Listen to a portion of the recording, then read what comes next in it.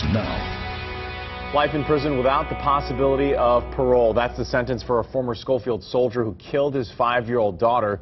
Good evening, I'm Kenny Choi. And I'm Larry Amata. Paula and Yunji have the night off. Well, the death penalty case is the first in the history of Hawaii statehood.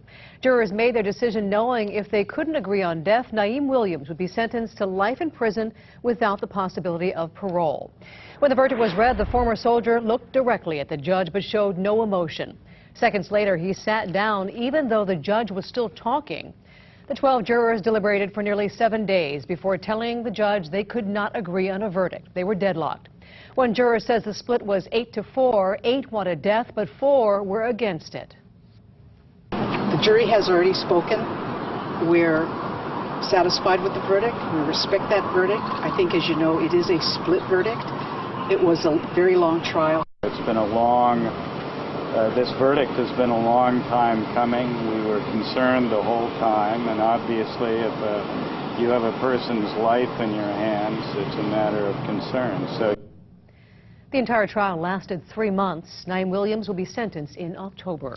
Now, jurors who heard the case and ultimately decided Williams' fate are speaking out tonight. Some are satisfied with the decision, while others are calling the verdict a disappointment. KITV4's Cam Tran has our continuing coverage. These 7 men and 5 women walked out of the federal courtroom this morning relieved but emotionally drained. At least now I feel at peace. At peace after nearly 7 days of deliberation, the jury in the Naeem Williams trial reached a verdict yesterday but asked the judge to hold off reading its decision until today. After the whole process, to finally get a decision, and it's like, okay, and then you have to face like this right now with the media and everything. Nobody wanted to do that yesterday. The jurors were split. 8 were for the death penalty, 4 were against. One of those for the death penalty was Clarence Kaona. The hardest part for me, deciding for death or life, was can I do that to somebody? And at the end, just justice for the girl. That's what got me to go one way. But because not everyone felt the same way, Williams will be sentenced to life in prison without parole. There was no tension between the 12 of us. Everyone was cordial, respected each other, so there was no hostility in the deliberation room. Though the jurors weren't on the same page about the punishment, they did agree on one thing.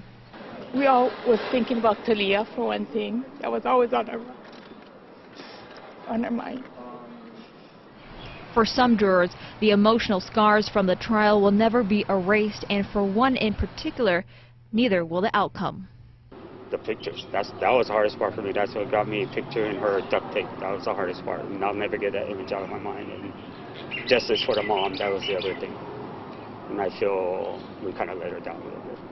Do you feel justice has been served? No, I don't. Cam Tran, KITV4 News. The jurors that we talked to today said that it took them nearly 7 days to reach a verdict because they had to go through some 150 mitigating factors.